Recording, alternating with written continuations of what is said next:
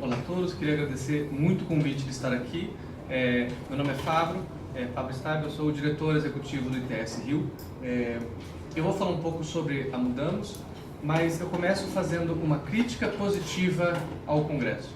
Então, eu prometo que é positiva. Essa é Beth Noveck. Beth Noveck foi uma das pessoas que introduziu a política de governo aberto na administração do Obama, desde o princípio. E ela, recentemente, esse ano, ela deu uma entrevista na Forbes, onde ela falou que o Congresso está quebrado e a solução para isso é crowdsourcing, crowd law. E quando a gente fala que o Congresso está quebrado, eu não quero falar que ele perde o sentido, mas talvez tenha uma necessidade de repensar a forma como entendemos o Congresso. Então, quando a gente fala de Congresso aberto ou governo aberto, a gente fala em transparência, participação, mas a prática disso é muito difícil, e é nesse sentido a minha fala. O livro dela, Wiki Government, que já está antigo, ela fala que o desafio é fazer o governo ser sexy, é fazer ser parte do governo ser sexy. E eu acho que a gente conseguiu um pouco disso quando a gente lançou Mudamos, e a prova foram 4.000 e-mails que eu recebi em 2 dias e tive que ler, fazendo nenhum tipo de comunicação. Então, mas antes, o problema, né? O que eu acho que está quebrado no Congresso e depois a gente pensar o que pode ser a solução a ser pensada. Esse daí eu gosto do cartoon do Angeli, é o Homem-Polvo, né? E que é mais ou menos a experiência que o cidadão tem com o governo hoje. Existem vários canais de comunicação e se você está do lado do governo, isso é uma situação muito problemática. Porque o mesmo cidadão, ele tem um login do Twitter, um Facebook, ele vem aqui, ele tem a câmera, etc. Quando você fala com ouvidorias, por exemplo, eles relatam a dificuldade que eles têm de falar com esse cidadão. E tem uma experiência de resposta imediata por causa das redes sociais, de que não é exatamente a experiência que você consegue proporcionar ao cidadão. Então, esses 2 gráficos eu gosto de explicar o problema. Do lado esquerdo, você tem como se fosse um dente de leão. Isso daí é uma imagem gráfica do que é uma conversação em rede. A conversação em rede ela é caracterizada por ser dispersa, por ser simultânea, por ter vários nós. Ela é líquida para alguns, ela é uma zona para outros, ela é algo muito difícil de você dizer como funciona. Então, um textão do Facebook, ele se comporta mais ou menos como aquilo rapidamente em questão de horas. Do outro lado, você tem esse motor de carro, que é o governo, que são instituições. São processos caracterizados por início, meio e fim, burocracias que são necessárias para a construção de uma Constituição, para a constituição de programas de governo. E o desafio é, como é que você une essas 2 lógicas? Como é que você coloca essa coisa tão fluida dentro de uma máquina de carro que precisa ser necessariamente rígida? E talvez a solução seja, você tem que fazer essa transição, de certa forma, ser sexy. Esse daí é um screenshot de um vídeo da parceria de governo aberto, que o Brasil é signatário, inclusive nos 8 países que iniciaram isso, começou aqui em Brasília. E descreve bem, às vezes, o sentimento do cidadão de querer falar com o governo. Você sente que você quer falar, mas tem uma grande barreira e você não consegue transpor aquilo. O que não está aí nessa imagem é o que eu vejo nessa sala. É quem está do outro lado do muro, que muitas vezes é o governo, que quer falar com o cidadão, mas também não consegue fazer essa transposição. A conversa entre governo e cidadão, ela é difícil de acontecer. E é um processo não necessariamente de vontade, mas é um processo de lógica, de experiência, de know-how. E é esse o argumento de que o Congresso está quebrado. Porque muitas vezes pensamos o governo na ideia de prestador de serviço. E o problema da lógica do prestador de serviço é que são 200 milhões de brasileiros, é muito serviço. Outra é você pensar o governo como plataforma, como a função do governo é conectar pessoas, ecossistemas, setor privado e setor público. E isso gera uma diferença da forma como nós concebemos o governo. Então, qual que seria uma solução possível para esse Congresso quebrado que pode ser solucionado com um serviço de governo como plataforma? Essa é Mudamos, ela foi lançada no passado, nós ganhamos o Prêmio Google Desafio de Impacto Social, e ela permite que projetos de lei de iniciativa popular sejam assinados através do celular. Ao fazer isso, eu registro sua assinatura no blockchain. Então tem uma solução tecnológica complexa, que para o cidadão é simples, mas que permite governo e sociedade civil comunicarem-se. permite que você tenha transparência e segurança que aquela assinatura funciona. Eu sei que a Câmara está pensando numa solução de blockchain também utilizando o Ethereum. O que é interessante nisso? Quando nós lançamos, nós não lançamos. Alguém em Campinas fez um vídeo, esse vídeo viralizou e em 2 dias eu tive 100 mil downloads. Como era um vídeo, eu estimo que 7 milhões de pessoas viram no final de semana esse vídeo. Ficamos extremamente felizes, porém preocupados, mas o que me frustrou foi os e-mails que eu recebi. Eu recebi 4 mil e-mails nos 2 primeiros dias, 7 mil e-mails na primeira semana, dizendo eu quero participar. Um deles era um motorista de caminhão e eu liguei para ele porque eu nunca imaginei que eu pudesse chegar num motorista de caminhão. E o que ele queria era me usar como plataforma, ele queria colocar o seu PL para resolver um problema público. Né? E hoje a Mudamos tem mais de 25 projetos, o Ronaldo falou um pouco sobre isso, projetos nacionais, cidades e etc. Mas o que me chamou a atenção foi, só um minuto que eu estou com um pouco de falta de coordenação com o PowerPoint. Onde que está esse slide? Eu recebi 7 mil pessoas dizendo que eu tenho um projeto de lei. Dessas, apenas 7 eram projetos de leis. Eram minimamente constitucionais, estavam escritas como projeto de lei e tinham um mínimo de base de pessoas apoiando. Esse gap de participação ele é enorme. Então você quer se abrir um cidadão, mas ele está preparado para isso? Não estava. Então nós desenvolvemos um outro produto que se chama virada legislativa. E a virada legislativa ela aconteceu muito com participação das assembleias legislativas e das câmaras dos vereadores. Porque o maior know-how de como criar projetos de leis está no Poder Legislativo e na Casa. E aí João Pessoa foi a primeira cidade que se abriu a esse tipo de experiência. É um hackathon legislativo, é uma metodologia que nós desenvolvemos no evento da Globonews, Prisma, mas que nós estamos levando, e aonde o ITS facilita muito como facilitador, como que Congresso e sociedade civil encontrem-se para resolver problemas. Dito isso, eu gosto muito da metáfora de que a função do governo não é fazer serviço, é fazer receitas. Esse daí é o John Oliver, ele se autodenomina ministro da comida, e o que ele consegue fazer são receitas muito simples, que permitem que as pessoas passem a cozinhar e a passar a cozinhar a nutrição melhor.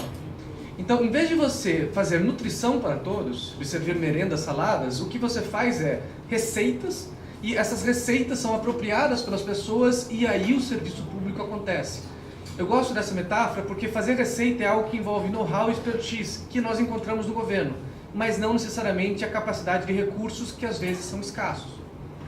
Então, essa virada legislativa que nós fizemos em João Pessoa, existem iniciativas com o SEBRAE que estamos fazendo para a desburocratização do Estado do Rio de Janeiro e outras coisas, e existe um know-how aí que se chama de crowd law ou crowdsourcing, que é de você criar formas de compartilhamento de quem quer fazer e quem quer algo feito para que eles se encontrem. Pensando nos recursos de ONGs que são escassos, eu acho que a solução para o Congresso passa um pouco para isso.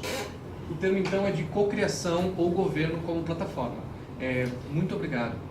Trabis, é um grande prazer estar aqui. E é a aliança que reúne todas as entidades ligadas à área de produtos para a saúde, dispositivos médicos e diagnóstico in vitro. Ela, desde 2011, tem feito diversos trabalhos, exatamente buscando uma forma de aprimorar esse ambiente, tornando-o cada vez mais competitivo, dentro de bases justas e promovendo cada vez mais o acesso dos pacientes a inovações tecnológicas no setor. Ela procura trabalhar com pilares como regulação inteligente, incorporação racional de tecnologias, um ambiente de negócios seja ético e justo, aprimoramento institucional dos reguladores, a regulação para a gente é essencial, e uma regulação que seja de fato inteligente, e como o João Emílio falou, sem esquecer a questão de um trabalho efetivo na redução dos custos do Brasil. Nós temos aqui uma série de características que são um movimento contínuo de evolução.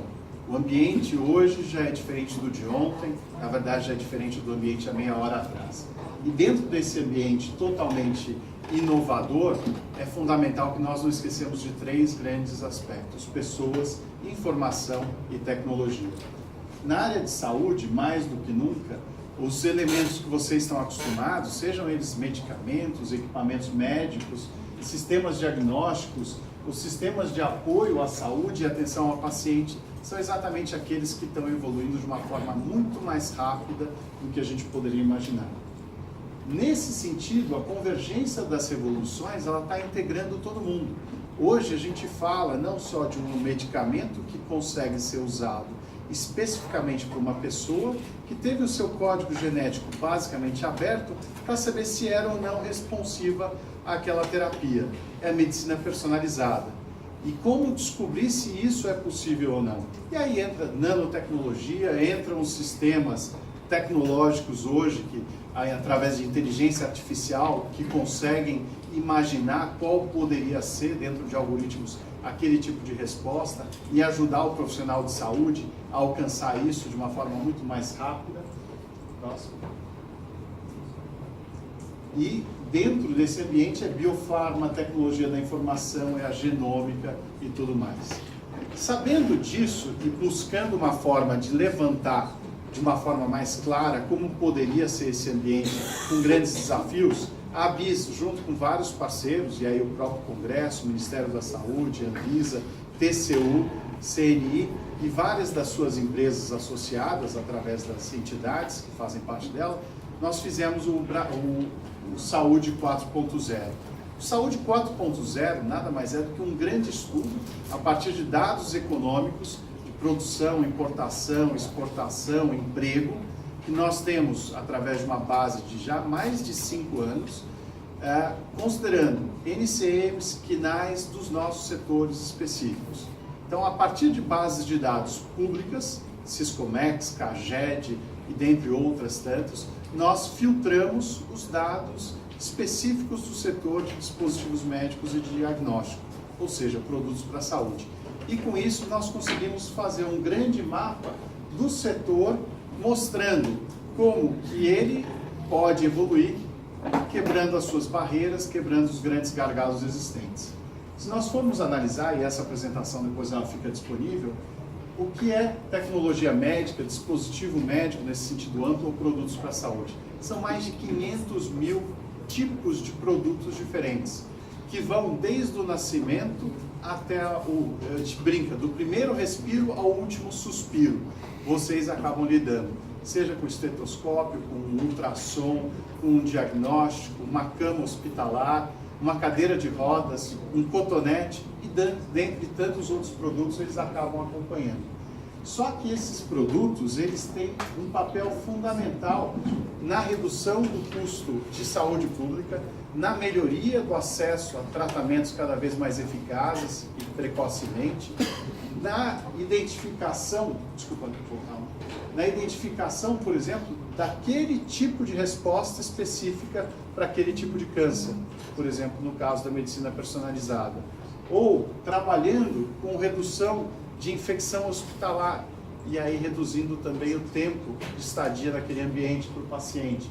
Trabalhando com um conceito de Big Data, que na nossa área é ainda muito desconhecido. A gente está começando a garimpar ainda as primeiras grandes conquistas. Próximo. E nesse ambiente, usando aí o sistema que foi desenvolvido pela própria Organização Mundial da Saúde, do conceito de ciclo de vida de produtos para a saúde, nós temos algumas etapas muito claras. Com aqueles dados que nós temos nessa grande base de dados e considerando o ciclo de vida, que é composto por pesquisa e desenvolvimento e inovação, as caixas azuis, a parte de regulação, logo em seguida, regulação tanto pré-mercado, que a Anvisa faz, e pós-mercado, que o Sistema Nacional de Vigilância Sanitária é responsável, então não só a Anvisa, mas todas as visas locais, estados e municípios, para depois trabalhar a questão de acesso, que é a incorporação da tecnologia da saúde, a ANS, Conitec e as operadoras de saúde, e finalmente, em roxo, o monitoramento e a gestão do sistema de saúde, que são os hospitais, as clínicas, as farmácias, e onde tudo isso de forma integrada, se tiver a tecnologia da informação, e aí entra o 4.0, pode ser alavancado de uma forma muito favorável para a saúde pública, para a população. Então, o ponto é, se você tiver acesso à informação que está lá na ponta, no leito do paciente, daquele prontuário eletrônico, para o fabricante, respeitadas as devidas normas de confidencialidade dos dados daquele paciente, você consegue ter um acesso muito mais fácil a um desenvolvimento. Lembrando que o ciclo de vida nessa nossa área é de 3 anos em média. Então a inovação aqui é incremental, não é tanto disruptiva. Sendo incremental, qualquer melhoria que possa ser aplicada, ela imediatamente já volta beneficiando todo o sistema. O estoque, hoje a gente sabe que existe a necessidade, seja por problemas na importação, demora em liberações, impacto da logística no setor, você acaba tendo pulmões de segurança dos estoques, e isso por toda a cadeia. Se você tiver um sistema de tecnologia da informação aplicado ao sistema de forma integrada, você pode ter um sistema inteligente, um milk run. Praticamente, quando o paciente está recebendo um implante, a fábrica lá em qualquer lugar do mundo já está sabendo. E com isso já consegue produzir alguma coisa que o substitua. Sempre lembrando, como foi falado aqui, a gente hoje trabalha com cadeias globais de fornecimento. Então você não consegue mais trabalhar de forma isolada. E aí que a tecnologia, o TI, a internet das coisas, faz toda a diferença. Agora, essa dinâmica de inovação, ela tem que ser observada, e ela envolve diversos atores. Diversos atores que têm que disponibilizar a sua estrutura, o seu investimento, os seus recursos em tudo isso. E no Brasil nós temos, infelizmente, vários custos ocultos. Seja uma burocracia desnecessária, tempo excessivo para cumprimento desses processos, a questão fiscal, que ela acaba sendo um emaranhado extremamente complexo, custos trabalhistas, a insegurança macroeconômica ou mesmo jurídica, muitas vezes, e que acaba impedindo, às vezes, até a própria inovação no seu amplo sentido. Essa insegurança, e aí até a questão regulatória, ela tem que ser observada. Ela é, para a gente, na área de saúde, é fundamental. E não é só a Anvisa, mas é principalmente a Anvisa, mas todo o sistema. Próximo. Nós temos aí, para esse processo ir adiante, tem toda a questão do investimento do próprio produtor nas suas várias etapas de pesquisa, desenvolvimento, teste piloto, colocar o produto na prateleira. O próprio distribuidor também tem que ter uma estrutura de apoio e de treinamento. E, finalmente, a questão do retorno do investimento, que ela tem que ser observada para você poder continuar ampliando esse sentido. E aí, uma coisa que a gente, na nossa área de saúde, tem que estar sempre olhando é o horizonte tecnológico. É como que é o direcionamento para o futuro dessa nossa área. E aí o diagnóstico precoce e prevenção, por exemplo, ele é fundamental. Cada vez mais a área de diagnóstico in vitro está olhando lá na frente, dentro de conceitos como biologia molecular, aliada à inteligência artificial, podendo trazer cada vez mais tecnologias inovadoras, assistivas. Você está saindo do ambiente hospitalar e cada vez mais indo para o paciente, e aí paciente ou usuário, quer dizer, você não necessariamente tem só aquele ambiente hospitalar, mas o paciente começa a se empoderar e ele próprio buscar informação e terapia, em conjunto com os profissionais de saúde que o assistem. As tecnologias, elas têm que se preparar para essa população que está envelhecendo, que é uma característica, e cada vez mais combinando tecnologias diferentes. Hoje você pode ter, por exemplo, um stent farmacológico, então um dispositivo médico, um produto para a saúde com um medicamento acoplado e que vão trabalhando de forma integrada. O que era no passado talvez ficção científica, hoje ele já está sendo realidade. Próximo. Ele na verdade já permite você, lembra o Dr. Spock, que fazia todo aquele scanner das pessoas? Então isso hoje já é possível com um microchip extremamente diminuto e consegue trazer a informação de forma rápida. O universo tem mudado muito no nosso segmento, próximo, e trazendo várias inovações que permitem você ter registro eletrônico em saúde, o telesaúde, o próprio governo, ainda talvez de forma não coordenada, não integrada, infelizmente, mas já tem iniciativas muito interessantes de buscar esse tipo de integração nas suas diferentes áreas. O fato é que o Big Data hoje já está trabalhando com documentações estatísticas. Então, por exemplo, para dados epidemiológicos que possam levar a programas de prevenção, por exemplo, no caso de doenças como dengue, como as causadas pela chikungunya e assim por diante, você consegue trabalhar se tiver essa informação de uma forma adequada, fazendo todas as correlações necessárias com o clima e assim por diante.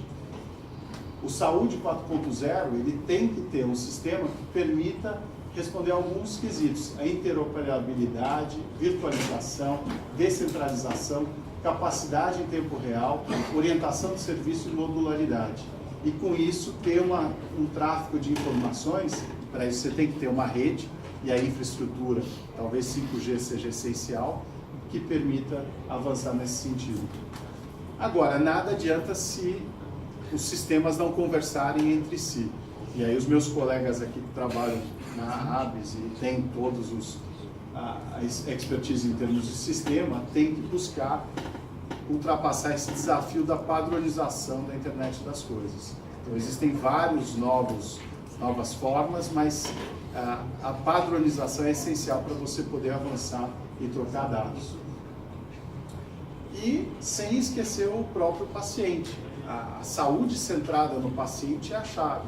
E cada vez mais a gente tem que ter isso, tem que ter formas que atendam rapidamente às necessidades de forma eficaz, abertos para a inovação, mas colocando o paciente como centro desse objetivo, né? Até porque ele hoje já busca informação, ele já chega no consultório médico já com várias hipóteses que vão ser lançadas para o próprio profissional de saúde. E o profissional de saúde tem que estar capacitado para responder a tudo isso. A tecnologia tem o potencial de ser um fator-chave na transformação de saúde, ajudando a enfrentar os desafios de gerenciar esse ambiente em mudança e por crescente demanda. E aí o envelhecimento da população, afecções crônicas, enfermidades associadas e concomitantes, problemas de saúde associados também, as pandemias. O fato é que o paciente, sendo ou mesmo o usuário de serviços, sendo o centro dos cuidados, pode nos ajudar a ter mais efetividade, maior produtividade e melhoria de eficiência com redução de custos para todo o sistema. E aí entra aquela questão do paradigma de que inovação é sinônimo de aumento de custos. Se for feita de uma forma inteligente, incorporada no momento certo, com as bases sustentáveis, obviamente isso não é verdade. E por fim, aí só uma propaganda e também um convite para os colegas. O setor, ele na verdade ele é muito novo dentro desse ambiente de Internet of Things. E o que a gente percebeu é dentro dos próprios associados, muitas vezes eles não sabem o que eles têm que poderia estar falando de máquina com máquina e trazendo os benefícios para o próprio sistema. Então a ABIS lançou recentemente o catálogo de e-health e o objetivo próximo é ter, seguindo o modelo que a própria OMS segue para procurement deles no mundo, de oferta de produtos, ter um catálogo que siga alguns padrões básicos e que qualquer empresa que tenha algum serviço dentro desse ambiente de saúde, serviço e equipamento, que possa ser encarado dessa forma e atender esses requisitos, pode basicamente colocar de forma aberta, sem custo, e promovendo assim uma central de informação para qualquer hospital, clínica, agente de saúde que precise ter uma referência confiável que possa estar lançando mão.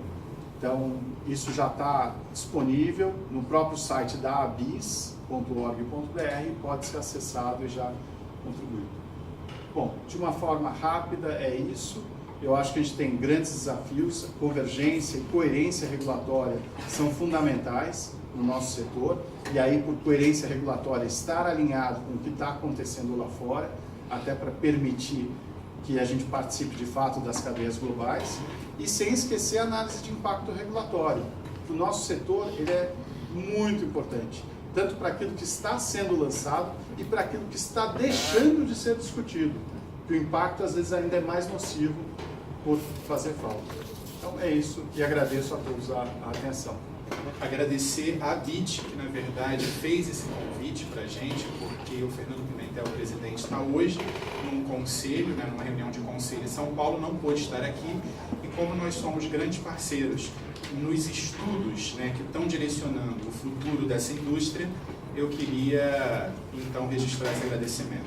Bom, em primeiro lugar, eu queria dizer que eu sou aqui um interlocutor, um canal, né, de comunicação para trazer essa discussão que está sendo estabelecida no campo têxtil de confecção para aqui, para a Câmara dos Deputados, para os assessores dos deputados, e reforçar, né, a importância disso para que efetivamente esses princípios, né, da indústria 4.0 de fato se insiram nesse setor industrial e promovam as mudanças que se esperam, inclusive uma mudança de classificação, pelo próprio título da palestra, de uma indústria que pelo CDE é classificada como indústria de baixa intensidade tecnológica e intensiva em mão de obra, que com essa emergência, os princípios e componentes da quarta revolução industrial, essa indústria possa ser reclassificada a uma indústria com alta intensidade tecnológica e, claro, com todos os problemas decorrentes da baixa, né, de mão de obra, mas que a gente vai ter que enfrentar também. E eu acho que uma coisa interessante é que todas as tecnologias, apesar do que se diz de quanto elas vão gerar de desemprego, também elas são, em sua maioria, centradas no humano, centradas nas pessoas, tentando ter um tipo de produção, uma manufatura mais conectada com os consumidores. Então, eu não vou conseguir passar tudo que eu preparei, mas eu vou falar rapidamente, só para a gente ter uma introdução e vocês acompanharem o meu raciocínio. Bom, primeiro, essa discussão nasceu numa área de estudos prospectivos do Senai CETIC, que, estimulada pela BIT, nós já tínhamos feito com a BIT um trabalho para uma visão de futuro do setor 2023, e foi necessária uma atualização dessa visão de futuro a partir... Está passando direto? A partir justamente do que se observava de novas tecnologias impactando esse setor. Então, esses estudos prospectivos foram feitos em 2014 e 2016, eles tinham como objetivo orientar o planejamento estratégico institucional no sentido dos produtos e serviços oferecidos, mas também as empresas, né, do setor industrial têxtil de confecção, segundo essa visão de futuro, e teve sempre a participação, isso é mais importante, e a chancela de comitês setoriais do setor.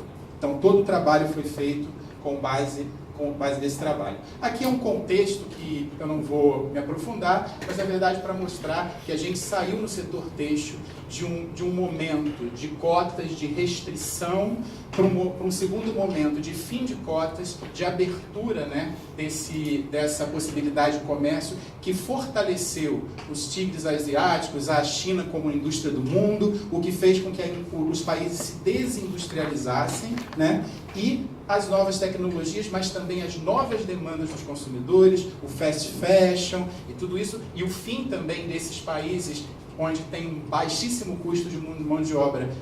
Depois, quando você avalia os verdadeiros impactos disso, você mostrar o quanto que as produções estão se relocalizando, ou seja, voltando para uma produção local em diferentes países do mundo. E, com isso, com todas as tecnologias que permitem isso, né, tem tudo a ver com o que a gente está falando aqui, a gente falar no último estágio, que seria uma indústria de confecção 4.0. Bom, o processo de análise também não vou esmiuçar tanto, mas a gente fez toda uma análise e representação desse contexto para esse comitê. Esse comitê de especialistas, ele determinou ênfases estratégicas para esse setor industrial dentro dessa visão de futuro. Aqui são algumas fotos dessas reuniões de comitê. Foram convidados mais de 100 representantes de indústrias, associações, sindicatos, academia, e que participaram de todo esse estudo ao longo desses anos, discutindo e validando o que ocorreu. Todo estudo de tendência se dá na área de economia, da tecnologia, espacial, de sociologia industrial, um conjunto de áreas de conhecimento que são levadas em consideração para se fazer essas análises. A validação para esses especialistas e a identificação, finalmente, de novas tecnologias e aplicações específicas que estariam sendo, digamos assim, colocadas para esse campo a partir das ênfases, né, que os comitês determinaram. Essas ênfases, para vocês terem uma ideia, dentro da área de têxtil e confecção, eles determinaram 4 ênfases estratégicas. O design, e aí a gente está falando de uma mudança radical de como o design na indústria de confecção trabalha hoje. Hoje ele trabalha com uma previsão de demanda, uma análise de tendências, uma pesquisa de materiais, uma pesquisa de público também, mas com uma previsão de demanda, ou seja, ele produz e coloca roupas num estoque de uma loja e com uma previsão de que ela seja vendida. Com o fast fashion, a aceleração do consumidor no sentido de necessidades mais imediatas serem atendidas e cada vez mais o lançamento de coleções quase mensais, o que ocorre? Um lançamento e uma liquidação. Um lançamento e uma liquidação porque aquela previsão, né, de consumo não se confirma. O que o design vai passar a trabalhar com a virtualização de todo o processo, eu vou mostrar aqui, é um trabalho sob demanda, ou seja, você produz, a manufatura é acionada a partir da compra. E isso é uma grande mudança. Então, uma ênfase no design, a outra ênfase é a própria confecção. Por quê? Porque a gente está falando de uma indústria que no Brasil tem um diferencial absurdo em relação a diferentes países, onde todos os elos da cadeia estão presentes no nosso país. E um problema da indústria têxtil é a nossa confecção, com a informalidade existente, com a falta de qualidade, de padrão, um conjunto de fatores que acabam, eu não sei porque está passando direto, é para correr, né? Um conjunto de fatores que dificultam, né, esse processo e que a tecnologia que impactará o setor de confecção realmente garantirá, como o João falou, uma grande competitividade, um novo patamar para esse setor industrial no Brasil. Gente, não entendi. Então, bom, deixa eu só... Tem os novos materiais. Os novos materiais a gente está trabalhando com materiais, fios, fibras, tecidos e não tecidos, intensivos em tecnologia, multifuncionais, no sentido de que você está cada vez mais preocupado com quanto que aquele material e as peças do vestuário vão atender aos consumidores e também os materiais têxteis e não tecidos, têxteis técnicos, atender também a outros setores industriais, como agricultura, mobilidade, medicina, enfim, um conjunto de ações que é possível. E no que diz respeito aqui especificamente do que a gente está falando, claro, em todos eles está presente, mas os novos canais de comunicação e consumo que vão ser fundamentais, né, para esse alcance desse estágio 4.0 da nossa indústria. As tecnologias ubíquas que estão afetando todo e qualquer setor industrial, vocês já viram aqui várias vezes sendo tratadas, automação e robótica, modelagem e simulação, sensores atuadores, enfim, um conjunto que eu não preciso me repetir, e as aplicações específicas que eu vou mostrar para vocês em vídeos. Aqui eu trouxe alguns vídeos, porque eu acho que eles são muito pedagógicos, no sentido de que eles mostram como que aquilo está atuando no setor, né? E com isso explica-se aquelas aplicações específicas no setor de confecção. Bom, eu acabei já me adiantando aqui ao falar das tendências tecnológicas, que eu queria dizer como que isso evoluirá, né? E essa evolução no campo do design se dá a partir do desenvolvimento de produtos cada vez mais com uma intensificação de uso de simuladores, uso de virtualização de todo o processo de criação e produção, com o objetivo de você ter, por exemplo, vocês vão ver mais à frente no filme, um inventário de opções virtuais para um consumidor que poderá escolher o modelo, poderá escolher a cor, poderá escolher diferentes elementos daquele vestuário, compor junto com o design essa criação e isso ser mandado diretamente para a manufatura de forma personalizada, de forma individualizada.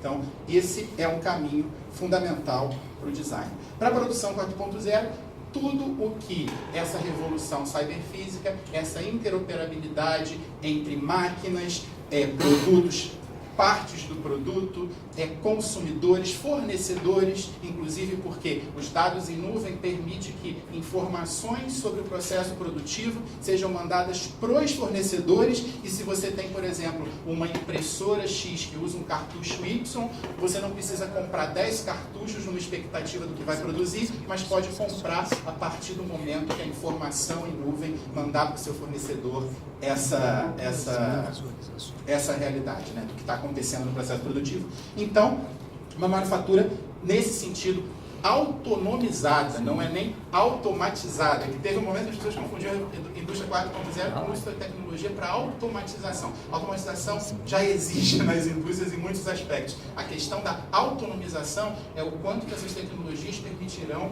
você ganhar autonomia e interoperação entre pessoas, máquinas, a interface de pessoas e máquinas, sendo essas pessoas fornecedores, consumidores, os próprios pessoas que acompanham o processo produtivo, né? E entre as máquinas que compõem esse processo. Bom, os materiais eu já disse, não preciso me repetir.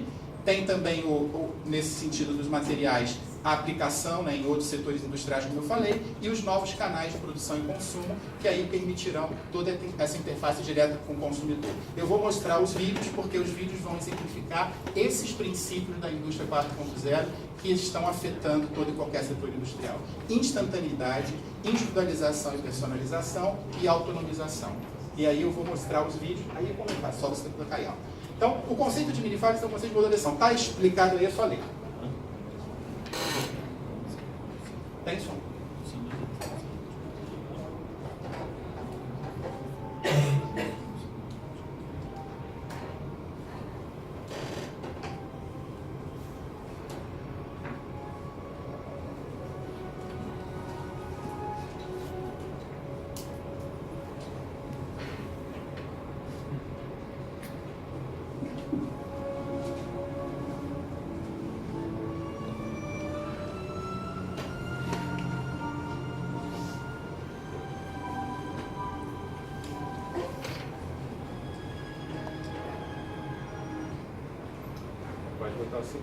Aqui está falando de uma forma de instalação de fábricas, aí já está falando desse processo de novo momento no setor. Manufatura ativada pela compra. Manufatura ativada pela compra. Aqui o inventário virtual de opções que o design coloca no consumidor. Ele comprou e aí, nesse momento, a manufatura começa... Aí faz uma brincadeira de quanto tempo que ela corre que você está produzindo. Essa tecnologia vai ser mostrada depois, ou seja, você entra com o tecido branco, porque como você vai personalizar se o tecido for diferente de cor, vai ter história de tecido branco, e essa impressora imprime dos dois lados, tinge dos dois lados do tecido, estampa e tinge, por princípios físicos.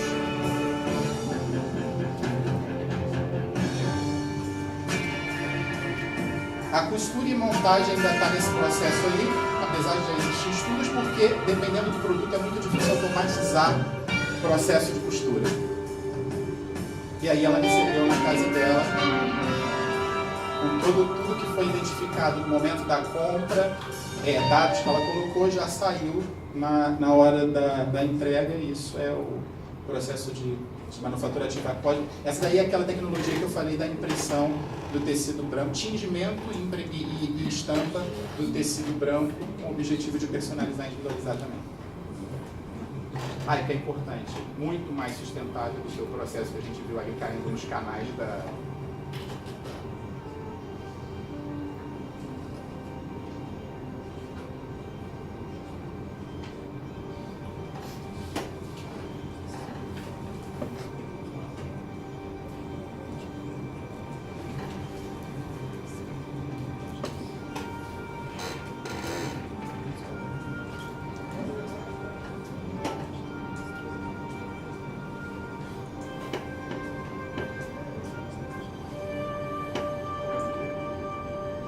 Impressionante, olha a durabilidade, a qualidade do tingimento em relação a um tingimento normal.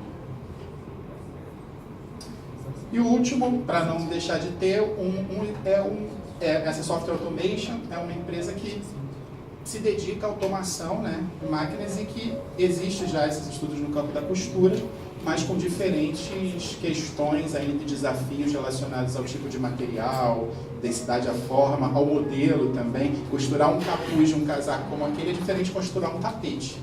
Vamos ver se aí, autonomamente, né? Então, são os desafios. Olha aí.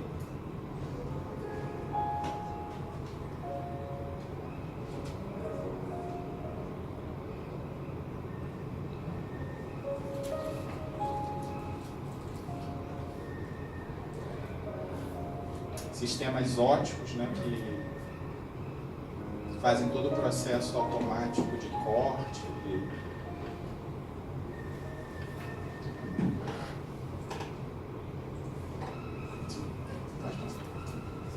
Aqui eu só mostrei para vocês uma planta, e vocês vão perguntar, bom, mas essas tecnologias todas existem.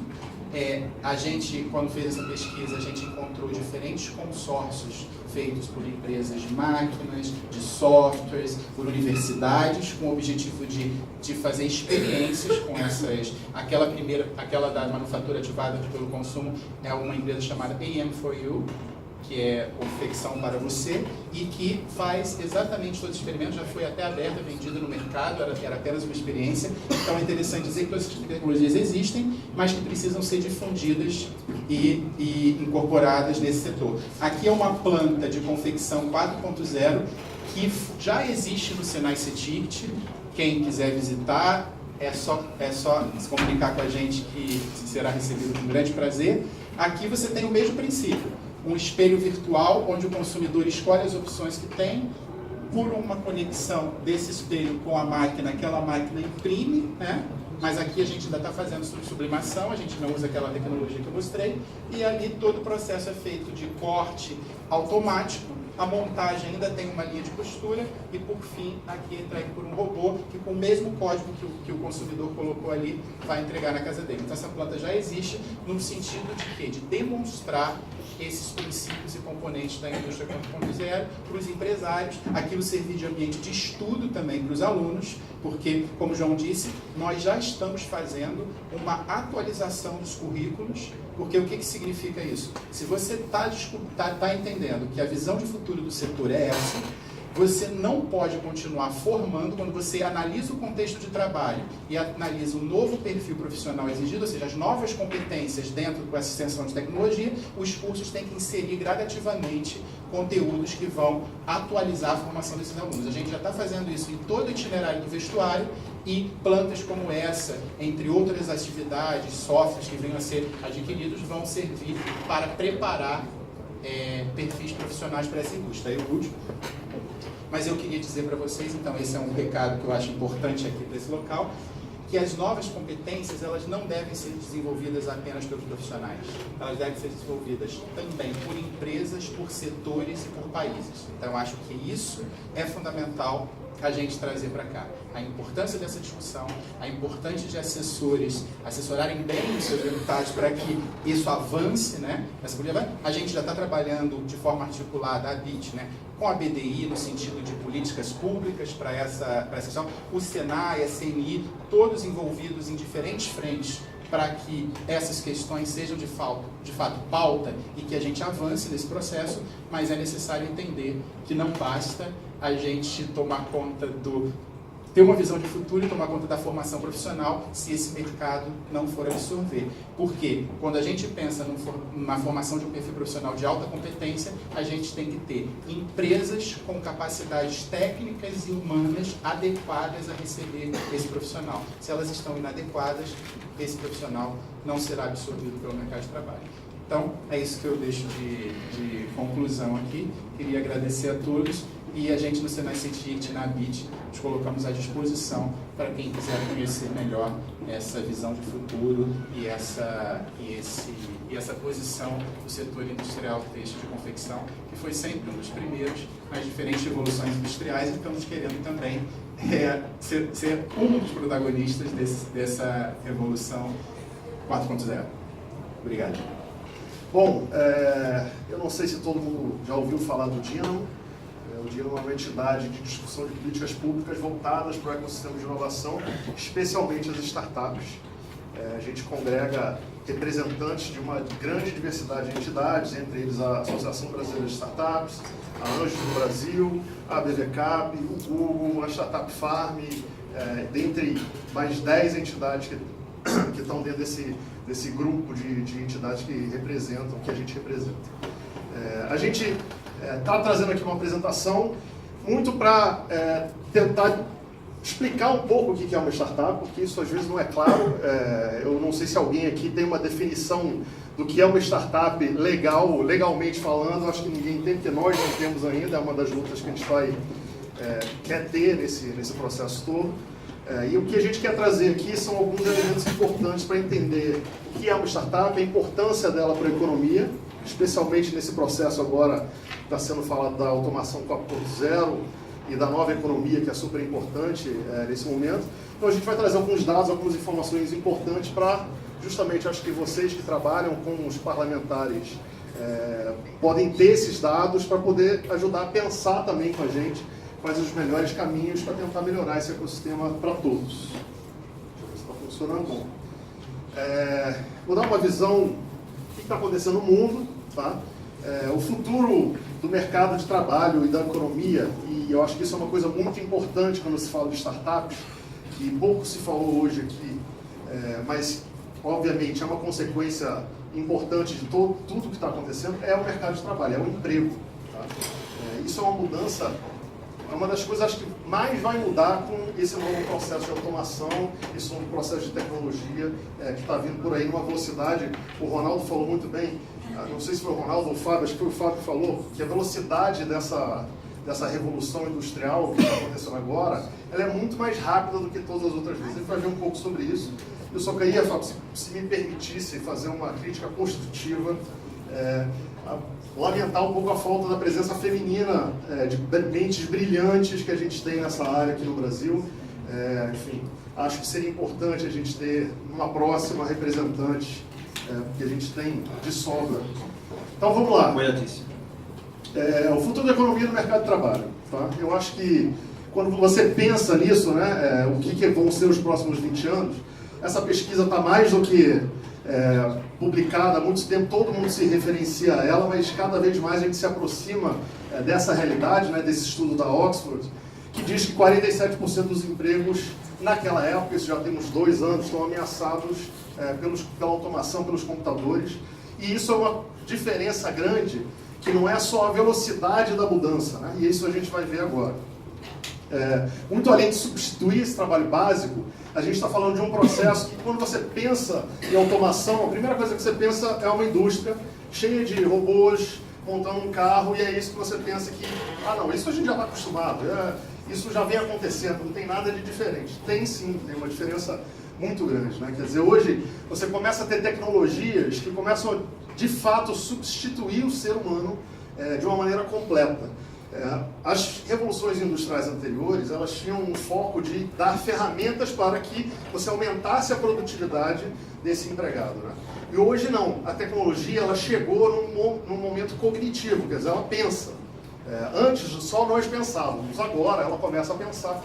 E isso é assustador de um lado, maravilhoso por outro, e precisa ser visto com uma visão muito clara de futuro, especialmente num país com um desemprego tão grande e que espera reverter esse desemprego num curto prazo. Então, isso é muito importante, porque essa revolução que está vindo aí, ela vem com força, e para você reverter um desemprego, você precisa entender esse novo conceito do que é indústria, do que é emprego no futuro, o que a startup desempenha nesse processo. Então, bom, como o Carlos falou aqui, está passando muito rápido, mas vou tentar voltar. Bom, você tem, por exemplo, o FedEx já está testando aviões sem piloto. Eu não sei se eu conseguiria voar nele, mas já é uma realidade. Então, daqui a pouco você vai ter aviões sem piloto. Você já tem, e eu acredito que muitos de vocês já tenham lido e não tenham percebido, matérias de jornalistas que são simplesmente robôs escrevendo matérias. E não são matérias simplesmente com dados genéricos, são crônicas às vezes, com piadas, enfim, argumentos, coisas que são criadas, baseadas, obviamente, nos dados que são imputados, mas com uma inteligência artificial por trás, já começa a criar uma maneira de substituir pessoas em lugares onde a gente nunca imaginava antes que seriam substituídos. Então, bom, no Exército a gente já sabe que isso é a realidade completa, né? As guerras do futuro não vão envolver um soldado na linha de frente, vão ser todos robôs. Na pesquisa da Oxford, é o emprego mais ameaçado, é o top 1 de emprego ameaçado na pesquisa da Oxford. Ele diz que esse emprego deve acabar, se eu não me engano, nos próximos 3 anos ou 4 anos no máximo. 3 anos já levando em conta os anos anteriores, né? E, assim, recentemente eu estava fazendo uma pesquisa na minha pombalida cidade do Rio de Janeiro para descobrir onde isso, quer dizer, telemarketing significa o quê no Rio de Janeiro, né? Eu não sei se vocês sabem, mas no Rio de Janeiro, quase 25% dos empregos do Rio de Janeiro são na área de facilities. É o maior empregador do Rio de Janeiro. A área de indústria é menos de 3%. Por que isso, né? A gente vai ver um pouco isso para frente, mas é só para vocês entenderem como esse impacto no emprego, com uma simples mudança de tecnologia em telemarketing, que eu acho que todo mundo consegue enxergar que isso é viável nos próximos 3, 4 anos, um robô substituindo o atendimento, pelo menos aquele básico que a gente tem, que é basicamente a leitura de um script, de um processo. Isso é tranquilo da gente imaginar essa substituição.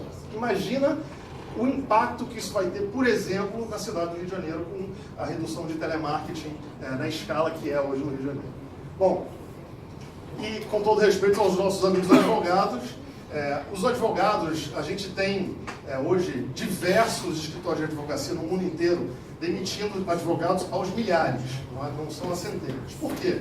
Porque esses advogados robôs de inteligência artificial conseguem pegar toda a história da advocacia e dos processos e gerar um parecer muito mais rápido, com muito mais embasamento, e isso tira todos aqueles paralegais que ficavam em torno do advogado principal, estão sendo absolutamente substituídos. Então a gente tem referências de escritório de advocacia na Europa, no Oriente Médio, até nos Estados Unidos, mandando milhares de advogados embora, substituindo por uma máquina, um computador específico.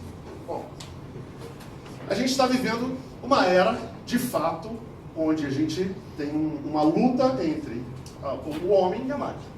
Tá? Isso é fato, isso não é uma coisa necessariamente negativa, pelo contrário, é um momento importante, mas é um momento que é muito diferente de tudo que a gente já passou, e isso eu acho que é a coisa mais importante que a gente tem que entender nesse momento. Tá? Então, eu vou passar um pouco rápido, porque o tempo é curto, estou falando um pouco rápido também, para tentar conseguir passar tudo aqui para vocês.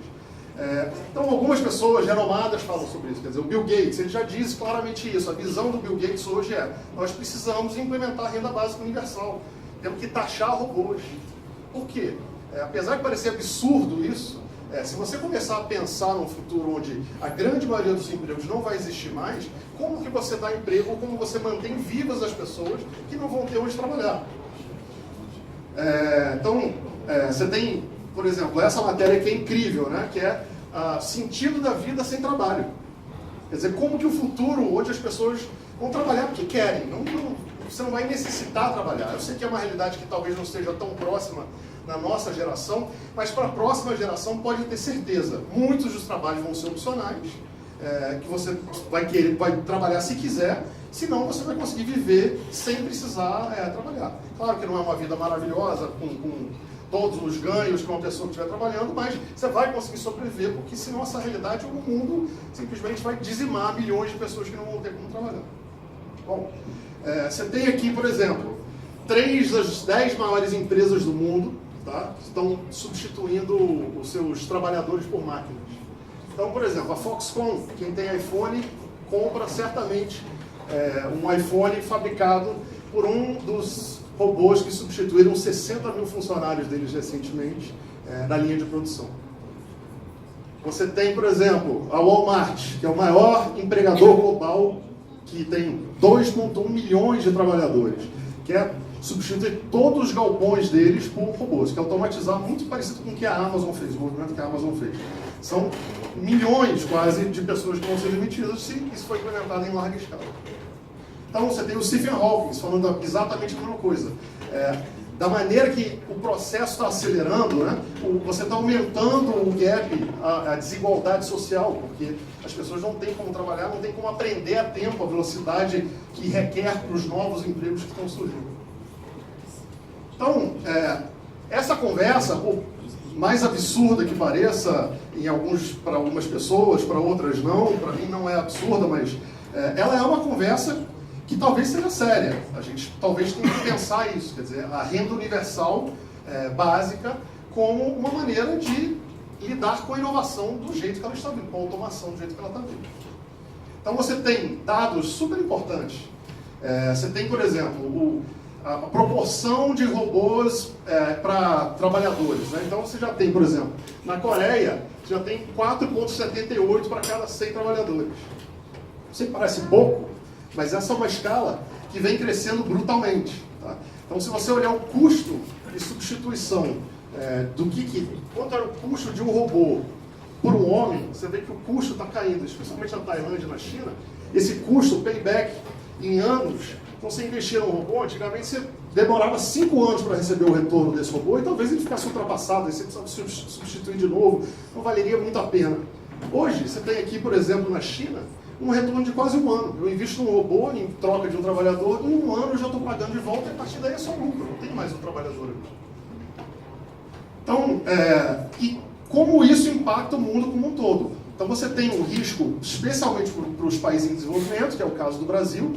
Você vê que, por exemplo, na Etiópia, 88% dos empregos estão sob risco por causa do processo de inteligência artificial e automação. E isso parece, bom, beleza, isso é na Etiópia, né, gente? Tudo bem, a gente consegue compreender, os empregos são mais básicos, etc. Mas se você chega aos Estados Unidos, no mundo desenvolvido, você tem Los Angeles, 47% dos empregos são sob risco. Então não são dados que são só isolados em países subdesenvolvidos. Não, o mundo inteiro começa a se preocupar com esse tema. E é um tema que a gente, quando legislar, é claro que a gente tem que legislar pensando em não barrar a inovação, porque ela é super importante para a competitividade do país, para a economia do país, mas a gente tem que pensar em alternativas de saída para os empregados que não vão ter mais onde trabalhar nessas funções básicas. E isso, por isso, que a gente traz o tema de startups para essa mesa de discussão. Tá? Então, isso é um dado super importante, que é o seguinte: à medida que você evolui a economia, o PIB per capita do país, então quando você começa um país com um PIB per capita muito baixo, né, você tem aqui a divisão do emprego, muito pouco na indústria, muito pouco em serviços e uma agricultura muito grande. Isso é óbvio. As pessoas não têm dinheiro para consumir, não tem quem consuma, não tem quem produza, então a agricultura é o principal meio desse país de sobrevida, de emprego. Né? A partir do momento que o PIB per capita começa a evoluir, que a população começa a ter mais condições de vida, a indústria ela tem um boom inicial, um processo porque ela não existia antes, o consumo começa a acontecer, mas a partir de um certo momento que a indústria se estabelece e de fato começa a se desenvolver, você começa a ter exatamente a indústria da automação, porque vale muito mais a pena para ela, que já está estabelecida, ao invés de começar a contratar mais gente, começar a se automatizar, porque ela já está estabelecida, ela precisa reduzir seus custos e aumentar sua produtividade. Então o processo de declínio no emprego começa a acontecer e o processo de crescimento na área de serviço, porque as pessoas começam a consumir, começam a ir no salão de beleza, começam a, enfim, ir no cinema e tudo mais, começa a crescer de uma forma muito grande. Então, entender que isso aqui, para o processo de crescimento do país, quando vocês olham esse gráfico, isso é um gráfico que é mundial, tá? Uma tendência mundial. Então, você olha países desenvolvidos, se olhar os principais países desenvolvidos, a grande maioria deles tem mais de 60% dos empregos na área de serviços. Então, se você pegar países como os Estados Unidos e países europeus, essa taxa chega a quase 80%. Então é preciso compreender a relação emprego, serviços, indústria e onde a gente tem que investir esforços para a criação de novos empregos. Bom, a gente vive uma era de paradigmas totalmente distorcidos do que nós, como mais novos, víamos. Né? Hoje a gente tem o Uber, que é a maior plataforma de transporte do mundo, não tem um carro sequer, não é dona de um carro sequer. Você tem o Airbnb, o maior provedor de acomodação do mundo, não tem 1 metro quadrado de real estate. Você tem o Alibaba, que é a maior empresa de comércio eletrônico do mundo, não tem um produto em estoque. E por fim, você tem o Facebook, que é a maior plataforma hoje de comunicação do mundo e não produz um conteúdo sequer. Então, a gente vive uma mudança completa de paradigma. De tudo, de todos os processos. E o legislativo, ele tem um papel fundamental em entender que a velocidade dessa transformação é muito grande e que sempre a inovação vai estar à frente da legislação. Não existe como vocês, infelizmente, adoraria que a gente conseguisse fazer isso, legislarem uma coisa que ainda não existe e vocês nem pensaram ainda. Então isso sempre vai acontecer. A diferença entre um país que consegue avançar mais rápido de forma eficiente é a velocidade com que ele consegue tratar essa inovação e a legislação em cima dela, para outros países que demoram anos discutindo uma temática até simples às vezes. Então, essa velocidade de evolução da inovação, ela acontece, ela sempre vai estar à frente e a gente precisa compreender que a gente precisa legislar de uma forma mais celere e entendendo os impactos que isso dá exatamente na nossa economia e no emprego, como a gente está vendo. Bom, a gente sai de uma era fordista, né, de produção, de linha de produção, para uma era totalmente caótica de economia criativa, de modelos diferentes de gestão, coisas que a gente não imaginou ainda que aconteceriam e nem sabe que vão acontecer ainda. Então, está muito pequena essa letra, peço desculpa, deu algum erro, mas só vou ler aqui para vocês. Em 1955, a Fortune 500, que é uma revista americana que tem um ranking das 500 maiores empresas do mundo, divulgou uma lista das suas 500 maiores empresas. Dessas, de 1955 até 2015, ou seja, 60 anos depois, 88% dessas empresas deixaram de existir. Não é que saíram da lista, elas acabaram. Então, das 500, só 12% resistiram ao longo desses 60 anos. Só que na velocidade, hoje, que as empresas estão nascendo e morrendo, ou sendo integradas por outras e etc., essa mudança, baseada no que a gente tem de 2015 até 2027, ou seja, só 12 anos depois, se diz que 75% das empresas que existiam em 2015 na Fortune 500 não vão existir mais. Quer dizer, a velocidade desse processo, de como as empresas se estabelecem, como elas são criadas, os modelos de gestão delas e de incorporação, está mudando numa escala absolutamente acelerada, como a gente nunca viu antes. Bom, importante dizer que 21% do PIB norte-americano vem de empresas que são investidas por investidores de venture capital, investidores de risco. 21% do PIB. Bom, na nossa visão, inovação e startups é o caminho para, claro, não a solução de todos os problemas, não é o Windex, como meu pai costuma dizer, mas é uma solução que atende uma grande parte dessa geração de novos empregos. Mas a pergunta que eu fiz logo no começo, o que é uma startup? A gente quebrou a cabeça para tentar botar tudo numa frase, é claro que ela falta muita coisa, mas é basicamente isso, é uma empresa no início de suas atividades que desenvolve produtos ou serviços inovadores com alto potencial de crescimento. Em média, tá? 1 em cada 10 empresas dessas falem. E aí, eu acho que esse é o processo mais importante para a compreensão de uma startup. Por que ela é diferente? Por que ela precisa ter uma regulação específica para ela, um modelo específico para ela? Porque ela é diferente de eu empreender e abrir uma barraquinha de cachorro-quente. Quando eu abro uma barraquinha de cachorro-quente, eu sei o que é uma barraquinha de cachorro-quente. Eu estou abrindo um negócio que eu já tenho milhares, que eu conheço. Eu estou empreendendo, mas não é uma inovação. Não é um processo inovador que eu não sei onde eu estou pisando, o que vai acontecer daqui a uma semana. Essas empresas de inovação e startups, elas são empresas que não têm a menor ideia do que é o que elas estão produzindo. Então elas estão criando um produto que pode não dar em nada, que a estatística é de 1 em cada 10 falhe, e falhe porque o produto não atende ou não consegue chegar ao mercado, e elas estão sob as mesmas regras de regulação que as empresas como a barraquinha de cachorro-quente. Então, é preciso entender que esse tipo de empresa, startup, já é tratado diferente na grande maioria do mundo desenvolvido. Tá? Então, você tem modelos europeus, o modelo italiano, que o Dinamo gosta muito, é um modelo super moderno e avançado, que já categoriza as startups legalmente, faz o processo ser muito mais fácil para a criação de leis, porque hoje, qual é um dos grandes problemas que a gente tem na criação de leis para startups? O que é uma startup? Então você cria uma lei que beneficia startups de uma maneira genérica, por que a barraquinha de cachorro-quente que diz que está inovando num processo diferente lá de criação de cachorro-quente não pode entrar nesse processo? E aí, como que você vai explicar, especialmente para a Receita Federal, que você vai criar uma abertura de apoio e financiamento para essas empresas que ela não tem exatamente o controle do que é uma startup? Então, esse processo de definição do que é uma startup, para nós, faz parte, eu fiquei muito feliz que o Ronaldo Lemos citou isso, faz parte de um projeto que a gente quer apresentar, que é o Marco Legal das Startups. Na verdade, esse é o ponto 1 do nosso projeto. Bom, são empresas que requerem alto investimento, normalmente não tem lucro, então isso é uma coisa super importante. A empresa que é startup, que está inovando, que está entrando no mercado, ela demora anos para lucrar, e se ela lucra, ela reinveste na própria empresa, porque não tem sentido ela, com 1 ano de lucro pequenininho ali, querer botar dinheiro no bolso, porque não faz sentido. Então, existem essas características de uma empresa startup.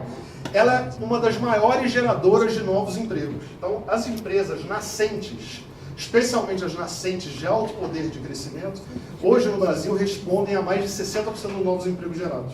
Não especificamente de tecnologia e inovação, mas as empresas nascentes de alto poder de crescimento são as que geram o maior número de empregos no Brasil e no mundo. Tá? Isso é um dado do departamento americano. Então, se você olhar desde 1977 até 2011, você tem aqui um gráfico que mostra a criação de novos empregos. As empresas já existentes tiveram pequenos picos de crescimento de emprego, mas a grande maioria reduz. E é óbvio, já falei sobre isso antes.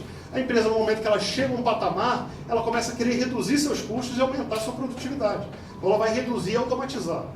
Já a empresa pequena, ela está nascendo, ela está em uma expansão gigante, então ela está contratando e gerando novos empregos. E esses novos empregos são os empregos que a gente ainda não conhece. São empregos em novos tipos de trabalho que não vão ser substituídos, talvez, no curtíssimo prazo, pela automação. E é para isso que as startups têm um papel fundamental em toda a economia nos países envolvidos, e no Brasil tem que ter também, que é criar esses novos empregos.